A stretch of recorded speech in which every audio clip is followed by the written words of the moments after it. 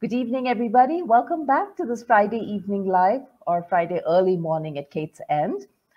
We are here for yet another conversation that matters for women, particularly. And today, we're going to be talking about resilience. Now, the word resilience has been used quite extensively over the past 24 months. And resilience has, in a sense, become a superpower for people to have. But the one thing that we notice about resilience is we talk about resilience as a quality that people somehow seem to innately have. And when it comes to women, there is this belief that women are innately resilient. I don't question that. I do believe women are innately resilient because we are nurtured to be caregivers in multiple roles and we have to be resilient. But when you think about the word resilient, you also think about people who are on top of things. We think about people who are thriving, people who are doing pretty okay. And the pandemic has shown us that a lot of women are not doing okay. The pandemic has shown us that a lot of us have fallen out of the workforce, are fallen out on, are left behind, are struggling with stress and exhaustion. And now in December, with the year end coming, with the holidays coming, and of course, a whole new variant of the coronavirus up in the air, I think it's only going to test our resiliency even more. So I cannot think of a better time to talk about resilience, not as a quality, but for us to really understand what it is and how can we build it. Is it something that all of us can have? How do we build it? And I have with me the amazing Kate Tavender, who is up at 6 a.m. in the morning for this conversation. So guys, if you're listening in, please show Kate a lot of love. I have huge respect for her for being up at this hour to do this live with us. Kate is a leadership coach, an organizational development consultant, and she's a founder of Kate Cavender Consulting. Kate, welcome. If there is something you would like to tell our audience about yourself, please take a moment to do so. Oh, well, I'm delighted to be here. I was telling Rekha when we were just setting up that years ago, one of my first jobs was working at a morning show, and I was a producer on it and a writer. And we used to go live at 6 a.m. And that's what time it is here for me in Canada, Calgary, Alberta, Canada. So anyway, it brings me back. I do get up early sometimes, but not usually going live. So this was a big commitment, and I'm super excited to be here. Yeah. And I guess I would just kick off the sort of conversation to say, I didn't know anything about resilience. I didn't really understand what the word meant or cared about it until all of a sudden it showed up in my life as something, oh, you actually really need to work on this. And it just doesn't exist naturally, or at least in a never-ending, infinite way that one might think you need to have it. So I think this is a super important conversation. And I would just add that, women and actually youth and mothers are at most risk in this period of time. Based on all kinds of different studies, and we don't need to go through those, but just the fact is that, mental health for this group, this population, and also just the ability to sort of continue to show up at work and all of those things is put so much under pressure given the reality that we're in right now. So I think it's an excellent topic, and it's totally part of what I'm working on in my coaching business with folks right now is how do we kind of build this up? Because it seems to be something that needs to be at the forefront as opposed to kind of something we lean on when we need it, if that makes sense. Yeah, absolutely. Kate, as you're speaking, something that struck me was you are actually showing us what it means to be resilient by being up at 6 a.m. in the morning to take the show. And you're just so excited about it. And this is like the best example of resilience in real life that I can see right now. But I'm going to invite you to, since you have thought so much about resilience, and this is something that's very, very close to your heart, what does it really mean to be resilient? Can you give us some examples in real life terms? Yeah, well, let me just sort of tell you the definition that I use. Okay. And it's not me, it's sort of, experts and psychologists and people that are really working in this space from a clinical perspective, which is not me. I work with it in terms of talking to my clients, leaders and teams and lots of women about it and how to put it into practice. And we'll probably get there. But, it is this ability to bounce back from setbacks. And the other part that's really important about it is that it's also about being able to adapt flexibly in changing and stressful situations. So it's about making the choices necessary to sort of preserve yourself when you're going through constant change and disruption. And I think why the word resonates so much for where we're at now, and frankly, not just the pandemic, but before the pandemic, is the fact that, you know, we are constantly in changing and stressful situations as human beings in the kind of modern world, the modern workplace. And that's just how it is. And in many respects, our brains aren't really wired to be in this constant churn of disruption and sort of infiltration of stressful events. We all hear about chronic stress epidemics and things like that. I mean, this is all true. And we know, because for most of us, we experience it on a regular basis. So for me, it's more than just bouncing back from setbacks. It's actually, how do you keep surviving and thriving in a world where there is constant change, constant disruption, constant uncertainty? And that's not, as I say, that's not really how our brains were wired back when we lived in caves. So it's like, we need to cultivate this idea of resilience in a really deliberate manner in order to have it available for us because of the world that we live in now. And how challenging it is. In fact, I'll just share one really quick quote that I grabbed this morning from this article that was written in a paper actually in my city, which is just that our brain's threat detection system, so that's that fight or flight mode, it is being bombarded like never before in human history. So that just explains what's going on in the context of our existence. And that was before the pandemic, that article, by the way. So that's why resilience is important. Yeah. Do you have examples of resilience in the way you define it, say in a real life context? I mean, I'm just trying to make it relatable and digestible for us in an everyday context, because I think we miss out on seeing, like, you know, for instance, when we suffer loss or we are going through a crisis, what is the one thing we hear people telling us? Be strong, be brave, you know, be hopeful.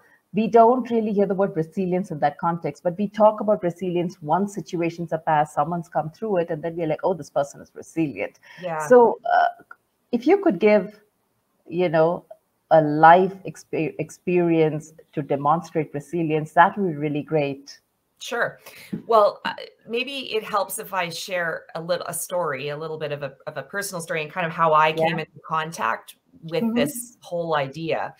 And I guess what I'll say is sort of in terms of a real life example, resilience means or needs to also include this idea of putting your own oxygen mask on first. And that's the part that, unless we're really deliberate about it, doesn't happen. And so when you are hit with significant setbacks, you sort of have this assumption that you're going to have this reserve of coping skills.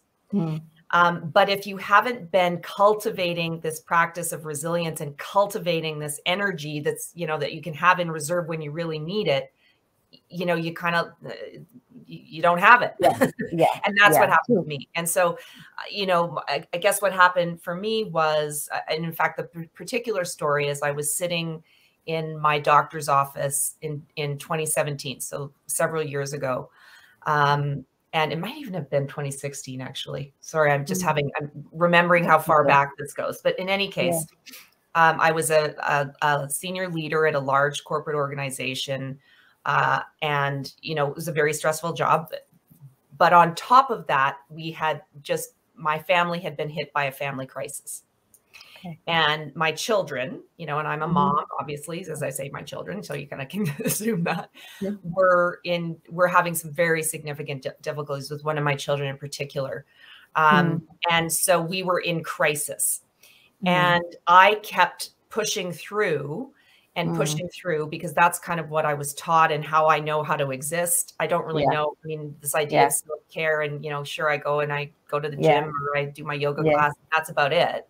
Yeah. And so I was sitting in my doctor's office, and this is after, months of him telling me that I needed to take time off work because at this Yeah. point, my mental health was in trouble. My Yeah. physical health was starting to show significant, being under pressure. And I'm sitting there crying, bawling in his office and sort of saying, of course I can't possibly stop. I can't take a leave, thinking like that would be such a failure. Yeah. And he basically stopped me, kind of looked at me unflappably. He's a very serious fellow. But he looked at me and he just said, Kate, we're not here to suffer. Yeah. And when he said that to me, it created a shift, because it was like, I am suffering and I can't take care of that, because I feel that I need to be so externally focused on all of the problems and all of the people in my life. That the idea of actually doing something to help myself and suffer less was sort of untenable. And him giving me permission in that moment to say, you're not really, that's not the point. You need to take care of yourself. So this is why this idea for me is really tangible, in the sense that we need to be cultivating a practice that allows us to keep some energy in reserve for when we hit the inevitable setbacks and when we live in the world that we live in. So it's really all about what are the things that we can do to safeguard some of that energy in a very deliberate manner, because it just doesn't sort of sit there waiting and existing, because we are constantly depleting ourselves because of the world. Does that make sense? No, absolutely. Absolutely. I was going to follow that up with a question asking you, why is resilience so important for women? But you have kind of answered that question for me just by highlighting how women tend to look at resilience as an external deal with the things the world throws at you, kind of a quality, rather than saying, I'm also here to thrive. It's got to work for me as much as it works for the world. So my question now is resilience a mindset or is it a skill set? What do you think? Yeah, I think it's a skill set. I mean, because I think we all, I think there's parts of resilience which come to us, when we need to show up, like if something was going on right now with my kids in this moment at 6 o'clock in the morning, I'd be gone and I'd be taking care of that. And that's never in question. That's how, or your family or your pet or, your mom or whatever it is, if somebody needs you, you're going to go and you're going to help them. And the thing that's really important to remember is, as I mentioned before, is that as we do that, it's like we're releasing all of this energy. We're focusing our energy on something really important. But the problem is that when we keep doing that over and over and over and forget to look inwardly at ourselves, we miss out. So for me, it's like, I think we all get what mindset or what resilience mean, and we have this mindset of wanting it and all of those things. So to me, and the way I talk about it, it's really about cultivating skills which will help you to build up your reserves when you need it. And it's about making sure that you stay on the kind of menu of priorities. And that's the part that I think women really struggle with, because there's always so much to deal with. There's always so many problems to solve. That we can spend our lives running around solving all the problems and leaving ourselves off the menu. And that's essentially, that was my entire life experience up until the point where and eventually I did. I stopped my career. I had to take 2 leaves from work, one physical, because I was having all these physical health problems, and a stress leave, and eventually changed my career, because it was like, something's got to give. And I don't want that to happen again. So I am very deliberate in trying to make sure that I find time for myself on a daily basis. And we can talk more about that. But. Absolutely. So what, according to you, are the key aspects of resilience? If we were to break it down, what would be the key components of it? Well, I mean, in terms of the things that I talk to people about like, what can you do? Is that kind of what you mean by that question? Yeah, it's more like the focal area. Like, see, one thing that comes across to me is the fact that self-care or self-awareness or just making space for yourself is a very important component of resiliency, right? Yes.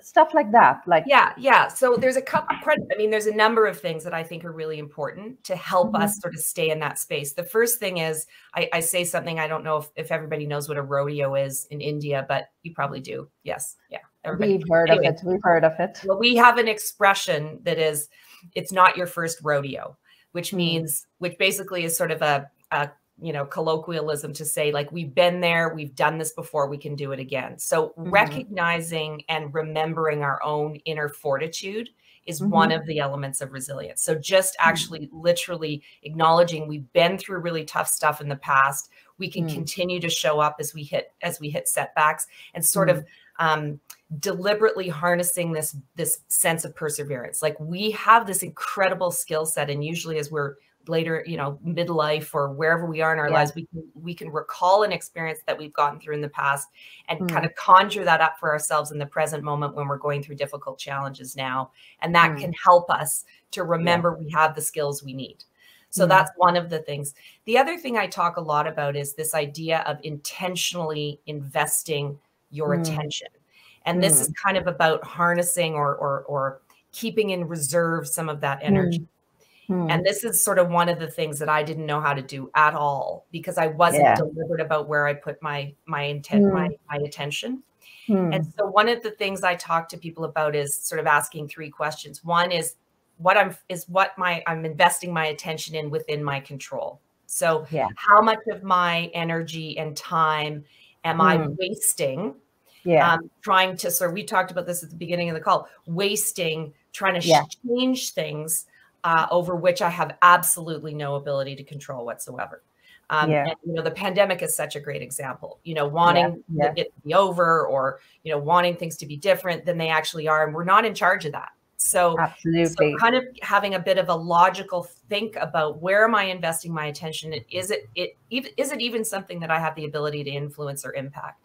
The second thing that I talk about in that space is it something that's serving me?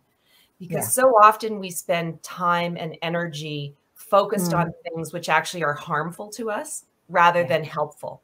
And so this is things like being really deliberate about where you invest your energy. So for me, I joke with you before, and no criticism, but I'm not great with social media. And partly I have deliberately turned my attention away from it, because I find so much of it negative and really bringing me down. So that is, for me, that doesn't work well in the sort of context of kind of where I place my energy. So it's about, where do I want to, is where I'm focusing my energy serving me? How many people are in my life that drain my energy or are negative? And how can I shift it? And then the third question is, what could I do instead that would serve me more? So, phoning up a friend and saying, like, gosh, I'm feeling really crappy today. Can we have, a conversation, or doing something nice for somebody else? These are all things that we know that build our energy up. So being really deliberate about kind of where you spend some of your energy. So those are a few examples of things that a person can be doing. And then, of course, there's all sorts of other kind of practices which we could talk about more, that help to kind of that really fit in that self-care category, but are not about just chilling out, it's like about actually deliberate things you can do to actually help yourself feel better. Absolutely. It's very interesting that you say this, because as you were talking, what came to my mind was the fact that, at least in the, the eastern part of the world, and I'm pretty sure to a large extent, even in the Western world, we see women as resilient. There's all this conversation about women and childbirth, women being mothers, women playing multiple roles, nurturers, caregivers, and women are seen as being resilient. And I think that's something that a lot of us women buy into at a very unconscious level. But what the past 2 years has shown us is how many of us are struggling. It's not just people dropping out of the workforce, but it's just the fact that people are stressed, they're burning out, they are, they're really, really struggling. Why do you think, despite our innate resilience, why do you think we struggle to the point of being exhausted, even though we are wired for resilience? Yeah. Well, I just, again, I think we're just not putting ourselves on the menu, or that, the oxygen mask on first. And I think part of that is, and I actually, it's so funny. My mom isn't here anymore, but my mom was, and she's the most amazing human being. And man, you didn't want anybody else. If you were in a crisis, that's the lady you want, because she would lay it all on the line, but she literally laid it all on the line and left nothing back, or never took time to take care deliberately of herself. And I think that's where women get stuck. And at least, and I'm speaking of the women that I work with and coach regularly, and certainly myself, is there's something that makes us think we're being weak or selfish, or, it's not a good use of our time, or whatever it is, to quote unquote, take care of ourselves. And I do think there's a lot of misconceptions about self-care. Yeah. And so, there's this sort of thought like, oh, it's going to the spa or getting a pedicure. And I'm talking about something quite different. But I think that's where we kind of get into trouble, is we aren't, certainly in the Western world, we are not raised. And I think it's I think everywhere. It's everywhere. Business. Yeah. I think women are not raised in a way that they are, that to feel that they are allowed to and should take care of themselves. And if for no other reason, I'm much better at this now. Like, I actually deserve it. So I'm good. I can say that. I own it. I'm like, yeah, but women struggle with that. So I always say, if for no other reason, then you'll be better when it comes to taking care of all the people and the priorities in your life. And that's kind of what happened to me, in the sense that, there's all of this stuff going on, and something had to give, because I had hit the end of, like, literally, and I never thought that would happen.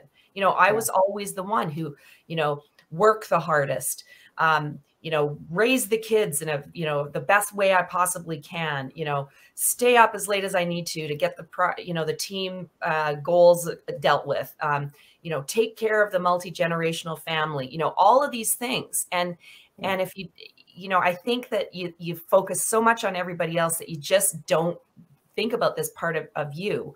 And what I think is that in this modern world, workplace that we are in right now, we have to be doing things in a different way than maybe our brains want us to. And we need to be deliberate about it. And I'm not talking about going to the spa. I'm talking about things like meditation. Which is certainly in the Western world, it's much, I think the pandemic has totally kind of blown that open, and it's like people can talk about it and talk about that in the workplace context in a very different way. Things like gratitude, and practicing ways of sort of harnessing like a sense of like the things that are good in my life. Things like just taking a minute every single day to reset and ground yourself in a number of different ways. Because if you just keep running like this and not sort of seeing what's actually going and checking in with yourself and recognizing like what's actually happening for me in this present moment, which is, for me, like, that's a completely, like, that is, I've never thought of something like that. Nobody ever talked to me about that. That wasn't something I was taught. And it was only out of self-preservation mode that I figured out, this is what self-care needs to look like for me, in order to kind of build up that energy reserve, so that I have what it takes to go out and solve all the crises that show up as best I can. And I can't always do that. We have a very interesting question here, which says, from Pearl, who says, how do we deal with people who drain our energy? And I think that's a fabulous question, because it plays into this compulsive need we have to take care of people, that there are people who are just draining us out. So what would you have to offer to Pearl by way of advice? Boundaries. Really gross, right? But this is part of that. This is one of those things. Like, it's that question, is this person serving, my needs, or are they just taking everything? And so sometimes those people are our parents, or even our children, or, and so it's like, I'm not suggesting you run around cutting people out of your life, because sometimes that's not always possible. But I do think there's a way to put boundaries, and sort of, whether it's, and those boundaries can be things like, preparing yourself for those conversations, and even itemizing what's going to trigger me about this person, Mm-hmm. you know, what's going to send me, and being kind of prepared for that. And Mm-hmm. also limiting time and Mm-hmm. space, or how much engagement, you know, you Mm-hmm. allow yourself. Mm-hmm. I had this thing, you know, I think of somebody in my work context when I was in my organization before, who just used to, it was a person who just made me feel terrible about myself, not Mm-hmm. their fault, but, you know, so I had to work on kind of what was going on in here for me. But I also was much more deliberate about the type of time that I spent with this particular individual. And this individual also spent a lot of time talking negatively about other people, and Yeah. sometimes like gossiping and things like that. And I'd find myself, you know, doing that. And that Yeah. is so, oh God, that I don't know. I mean, and I think we all end up in those conversations from time to time, but I would just leave feeling ill. So it's Yeah. like, it's, you know, we're grown-ups. We can Yeah. choose, we can make some choice, and we don't have to just be servants to everybody else. We have to be servants to ourselves as well. And I'm not suggesting this is easy, but, you know, like, what can you do differently? How can you be in that relationship, if you have to be in it, in a way that will serve you and not Right. take from you constantly? I don't know if that helped, Pearl.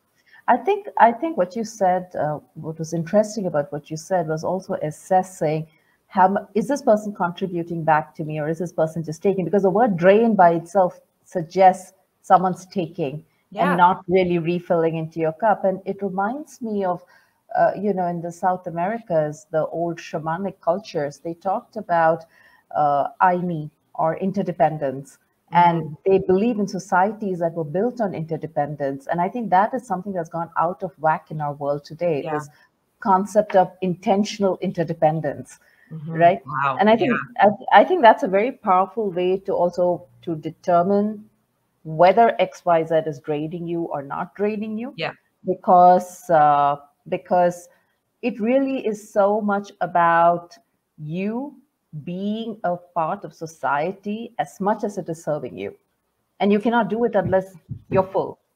That's it. And again, back to that idea is when we're full, you know, that's not an indulgence. You know, that's No, the thing. That's no, not an indulgence. That's a no, survival skill. You know, that's yeah, almost the mindset shift that maybe needs to happen. And that's the part of resilient that is a mindset, is like, I'm allowed to to yeah, to make sure and make choices in my life about what I yeah, do, about who I spend time with, about you know, what are the activities that I fill my day with.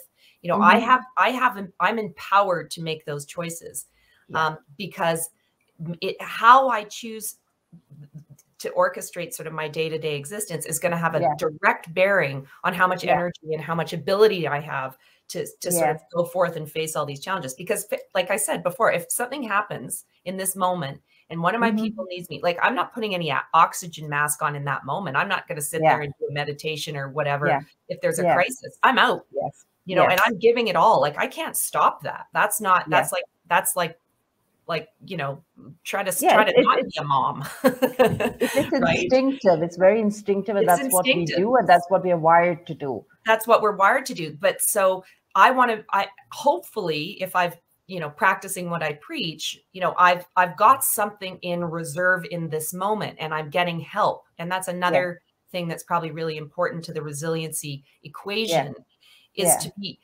getting support from the right kind of people when yeah, you need it, and you're not yeah. alone, you know, remembering that kind of thing. Yeah. Kate, what you say is so important about getting support from the right kind of people, because you and I have spoken about this.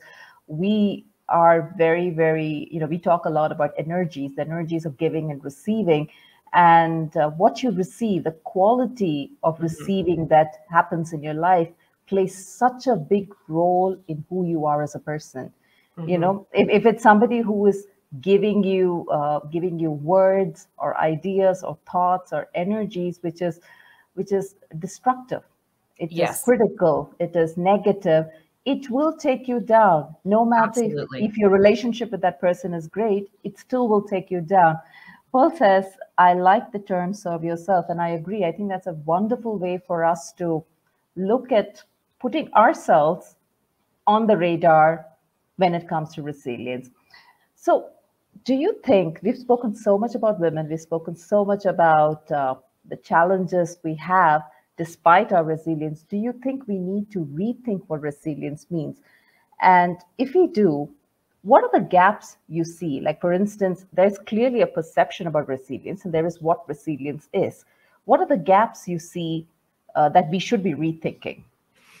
Yeah, I think a lot of it is just this idea that it's naturally going to be there when we have it or when we need it. And Yeah. that's the part that I think is where there's a big gap. And that Mhm. and I think particularly, and I can't speak to India and kind of, Southeast Mhm. Asian sort of cultures there, but my sense is that there is practices that are part of your culture Mhm. which would support, which would, spiritual practices for sure, which would be more supportive of that kind of filling your own cup. But Mhm. in the Western world, where we're so individualistic, Mhm. there's sort of a tendency for, thinking of, always focusing on, doing well for oneself and all of these kinds of things, and Mhm. being so ambitious and Yeah. fighting your way to the top all the time, these kinds of things. I think that and that, and whenever we need to show up for anything, we'll just be able to do it and it won't be a problem. I think it's Mhm. being more intentional. I Yeah. think it's living in a way, and existing in a way that Mhm. actually includes skills of building resilience or self-care, if you will, which are all Mhm. these sort of, things Mhm. like meditation and things like gratitude practices, things like making sure you're existing in a supportive environment and doing things that are Mhm. going to be, but it's just this deliberateness, because Mhm. I think for so many people, and certainly my entire, until I sort of hit my, mid 40s, Mhm. was this sort of randomness, like it's Yeah. kind of like Yeah. random. Yeah. Whereas I think it's about being deliberate. And this is Yeah. something I talk to my kids about. I think, I talk to, and they're they're much more aware of these kinds of things, but I Mhm. think there's needs to be more deliberateness. And this is why workplaces, at least where I'm, in the United States and in Canada, are much more open to this conversation, because they're Mhm. seeing that their people are burning out. They're Mhm. seeing, uh, um, their performance is being impacted, and in particular Yeah. as the pandemic Yeah. goes on and on and on Yeah. and on. Yeah. And so it's like this conversation is allowed in the workplace now. It's not all about just Mhm. suck it up, cupcake, and keep showing Mhm. up. You've got to actually think about Yes. people, and Yeah. making sure people are okay. And Yeah. that's quite a big deal. And that's a big shift as well. Yeah. Shalini actually has piped in to say something which I think is very relevant. She says the ability to understand and define boundaries is something that must be taught as early in life as possible. So, this is, I think, a world problem when it comes for Yeah. all of us. I think some problems are just humanity's problems. It Yeah. is how we have evolved as people across societies. So, how would you describe a resilient woman in terms of behaviors? Just for us to, you know how they do these little identity sketches on these TV shows. Yeah. Let's do an identity sketch of a resilient woman and what she looks like. What does she behave like? Well, she says no. Okay. She says no sometimes, Mm-hmm. when, and that's a big word for a lot of It is. people and a lot of It is. women, because It we is. say yes to everything, Yeah. particularly even when it doesn't serve us, Yeah. like, are you available at, for this meeting that conflicts with the time you're supposed to go and pick your kid up, or, Mm-hmm. you're supposed to be doing something else, or not even just for your kids, but no, because it's not in my best interest, or no, I need to be doing something for myself. And even I Yeah. struggle, like, to this day. I mean, even I, like, I'm not a guru, far from it. I'm a practicing practitioner who also is pretty self-aware and shares a lot of my learnings. But I think, saying no is really hard, but actually Yeah. choosing no from time to time as a word. So Mm-hmm. that would be one Yeah. thing I would say. Mm-hmm. And I think, I mean, I think really it's a person who, you know, puts themselves, you can see that they're making time for themselves on the Yeah. equation. And so it's, basic Yeah. things like, you know, you said before how awesome it was that I was here and this was a sign of resiliency. Well, I went to bed at like 9 o'clock last night because I was getting up so early. I didn't go to sleep, but I tried, you know, so I know that like this getting up at a really early hour is going to have an impact on my day. So I've got lots of meetings today. So, you know, I make some adjustments. So I think it's about those kinds of things. What would you say? For me, it is one is the no for sure. I think the second part of it is someone who's unapologetic about what she wants, because a lot of times what we want as women, it takes away from the free flow of nurturing services, as I call it, that we offer to other people. And I think a lot of times we struggle to say no because we don't want to be perceived as selfish. We don't, we have our own reasons. It's the hardest word. Absolutely. But for me, it is being extremely unapologetic about what is important for me. But that, of course, means I should know what is really important for me. So it's really, there are certain things that are a big no for me. And I did not know how to say no gracefully for a very long time. But I think now I'm getting on top of it very, very slowly, but steadily.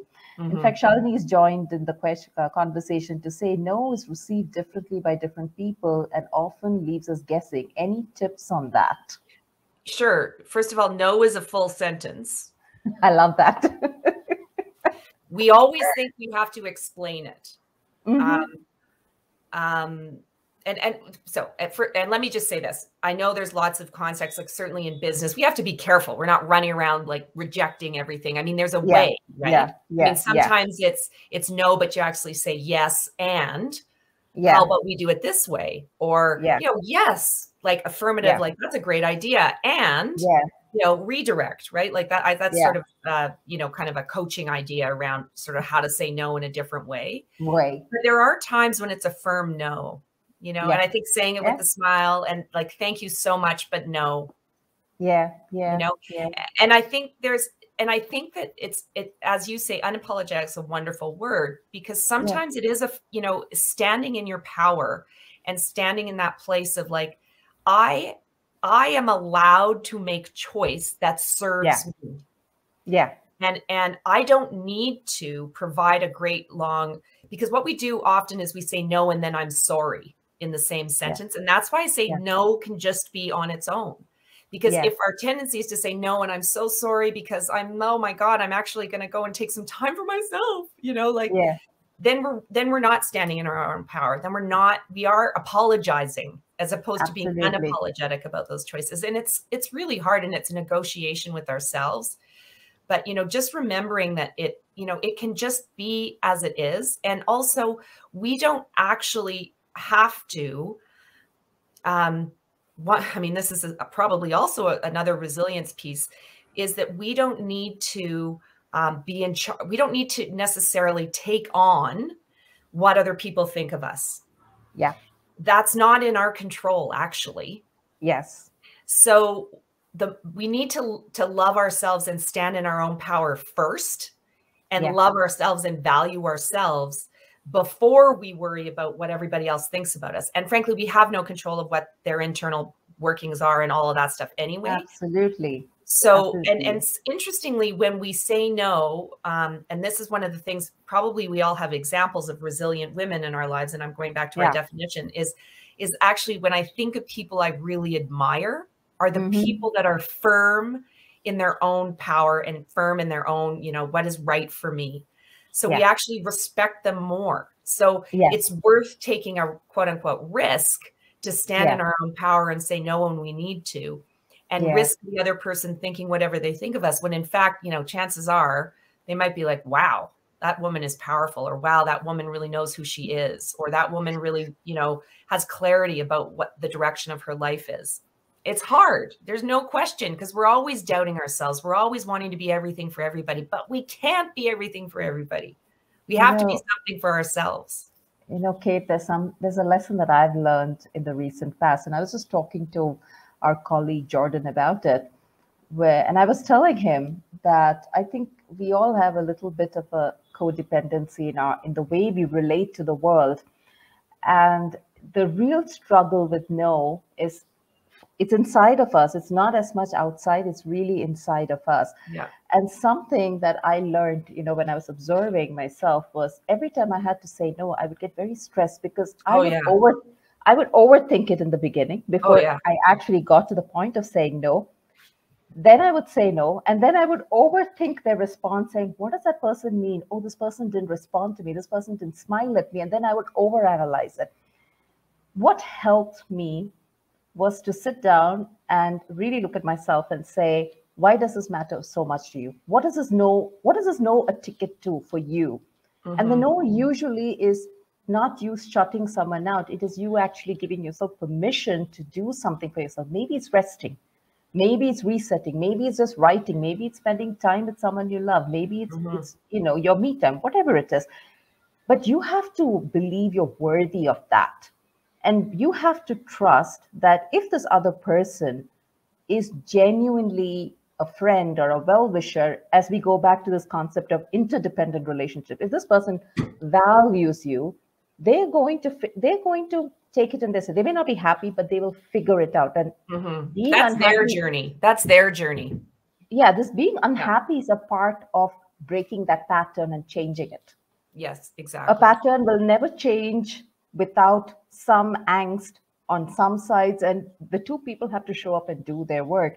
So what I do now is when I have to say a no, I look at myself and I tell myself, what am I saying yes to for myself when I say that no, right? Excellent. And when I say that yes, I'm like, okay, I'm so excited about my yes. I'm not worried about saying the no. So then it becomes a game. It's like I actually treat it as a game. I say no very nicely because by then I'm in a good mood because I'm saying yes to something great for myself. Yeah. So I'm in a space of happiness and love and compassion. And when this person doesn't respond, I find it funny because I actually visualize this person sitting in a corner and think, huh, what the heck happened?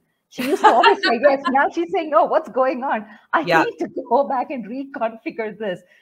Sometimes it's just somebody taking time out to say, what do I do with this new person now? How do I deal with this? That's their problem. That's it's not ours. That's a great one. Focus on what the yes is. There's always a yes. When you say no to something, you're saying yes to something else. I love that. That's so great. I think, one of the things that I'm learning to do, and I'm going to make this my mantra for 2022, is to be relentlessly myself. And I think that means knowing what I'm saying yes to for myself. When I say yes to others and when I say no to others, I think that clarity is very critical. But just before we kind of wind up, we've had a great conversation. I've just loved this conversation. The flow is fantastic. But I think we have to kind of get down to saying, we know there are gaps. These are the behaviors that, we women would like to have. How do we begin to close these gaps? How can you offer suggestions, practices, tips, maybe daily, for women to be intentional about upping their resilience, or saying identifying the gaps and then upping their resilience? Yeah. So I guess the most important one thing that I would say is practice what I call a deliberate daily reset. And so that can look like all kinds of things, but I'll give a couple of examples of ways that we can do that. So, and I will share with you that and I know, Rekha, you do a lot of sort of work on your sort of self, and so you're doing this. So this may not be new for a lot of people, but I guess the deliberate daily reset, even in the midst of sort of chaos. So, for example, in the new year, I'm offering a mindfulness workshop in the middle of the day for women that will force them to take a time out in the middle of their day to stop and do some work that will allow for a reset. So this is what I mean. It's like when we think we need it, we don't have time for it the most is when we need to do it the most. And when you add a lot of accountability to it and you make people show up for it, it's easier. So sometimes we need to do these things because we won't do them on our own. So we need to find a way to make sure we're getting these things done. What I mean by a deliberate daily reset is kind of three things. One is to spend doing it whatever way works for you, noticing the present moment. And so a question that I really like is, what is actually, or like really truthfully going on for me right now in this moment? And like, even if you just write that question and put it as a sticky note on your computer or something and saying like, 12 o'clock today, 12 p.m., I'm going to ask myself this question or whatever, however structured it needs to be for you. But the issue is we're always somewhere else other than here. We're worrying about tomorrow or the future or, this, that, and the other, and usually about everybody, stuff we're worrying about, or we're focusing on something that happened before and analyzing it or ruminating, did that person, oh my gosh, I think they don't like me because I said no, whatever it is. And so often in the present moment, we're carrying around all these weights and worries of other things. When the present moment itself is usually, we're not in danger. We're usually like right now, I'm just trying to complete, a project, or I'm figuring out, my calendar, or I'm sitting in here doing a daily reset and I'm breathing and I'm alive and it's sunny outside. And so just connecting in some form with the present moment and really checking in on what is actually going on right now, as opposed to kind of where my brain is. So that's a big one. I talked about meditation before. And maybe just relaxation is a better way to put it, because for some people, certainly who are just starting out, like cultivating a practice of relaxation, which could even just be focusing on your breath. It connects you into the present moment for sure. But it also, what's really fascinating is cultivating a practice of relaxation directly sort of is the counter to stress. Because interestingly, the limbic system of our brain is where stress resides and where we get into that fight or flight mode. But relaxation, that feeling of relaxation, also comes from the limbic system. So the fascinating thing is we actually can't be stressed and feeling like we're like out of control and relaxed at the same time. So if we cultivate a practice of relaxation, just even by breathing, we're going to be able to slow ourselves down and feel. So there's actually like scientific reasons why this really supports us. And the last thing is really trying to amp up the happiness factor. And one of the best ways to do that is to spend some time even writing down, 3 things a day that you're grateful for is a great way to start, and focus on why it makes you grateful. And also try to do different things every day, because otherwise we adapt. Like if you say the same thing every day, it's not as becomes a routine. It becomes routine. We adjust, hedonic adaptation. We get used to it. We get bored of it. So, cultivating new simple things every day, it's just like I have an orchid growing over in the side of my office. It's so beautiful. I noticed it when I came in this morning. I was like grateful for it. Yeah. One of the things that I've been doing, Kate, is I was just telling Kate before we came on that I'm in a period of intentional hibernation, which is I'm withdrawing into myself and really exploring myself before setting goals for 2022. And one of the things that I've been doing, which gives me a lot of, I find it very interesting, is the fact that I'm actually experiencing what joy is. And I'm observing what joy is. What does joy feel like for me? When I'm joyful, what does it feel in my body? What does my heart feel like? What are the little sensations? And then I go on to gratitude and say, okay, I'm feeling very grateful. How does this feel for me right now? And it's been very interesting, because I just knowing what joy feels like, not that I will get joy if I relax, but just knowing this is what I'm feeling. Now that I can feel it, I keep seeking it out in my day. It may be a 5-minute here or a 2-minute here or a 3-minute here, but I very intentionally seek joy or seek gratitude, or just seek calm, just seek serenity. I choose what I want to experience. And because I know what it feels like, it's not the same thing. It's all different, because I know the flavors and colors of it. I can choose what I want to do. And it's, again, a game. It's, you're really having a lot of fun with yourself. And I think that's something that that I'm having a lot of fun with at the moment. And I wanted to share it just in case it helps anybody. That's awesome. That's awesome. Yeah. Well, and that's that business of getting into your body, and that's another great way to connect with the present moment, is actually feeling into like what's going on. Yeah. And you're like doing it in this whole other really, you're kind of advanced, Reka. I want to be more like you. No, I'm learning. I'm still learning. We're all learning, man. It's a journey. I'm learning. I'm just having, I've just decided that since I'm learning, I might as well as have fun. I didn't really enjoy going to school very much when I was a kid because, it was too strict and too difficult and there were too many expectations. I did have fun some of the time, but I've just realized that life's a lot more easier and interesting and better when you're having fun. So just have fun. Just have fun. That's it. Yeah. Love it. Totally. And that helps, right? That's like tapping into a little joy goes a long way. Totally. Like my doctor said, we're not here to suffer. So why self-impose it? I mean, there's lots of things that happen that are hard, but like we can actually cultivate more joy and happiness and resilience.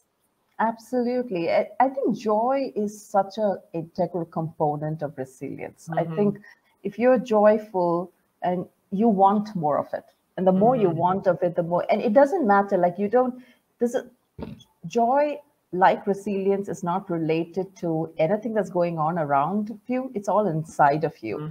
And the more we kind of, experience it and enjoy it, the more we can thrive, I think. Right? Totally. So lots and lots of feedback coming in. Precious says, thank you so much for the session. Quite helpful indeed. Suparna says, thank you so much to think about. So clearly, I think we've had just such a fabulous conversation. Thank you, Kate, so much for joining us again at 6 a.m. Man, I'm in awe of how coherent, how much flow you're bringing to this conversation at 6 a.m. If it was me, I would have probably been sleeping on the keyboard. Well, it's awesome. It's my pleasure, and I'm very grateful to have been invited back. So it's lovely, and thank you for your time. Thank you very much, and thank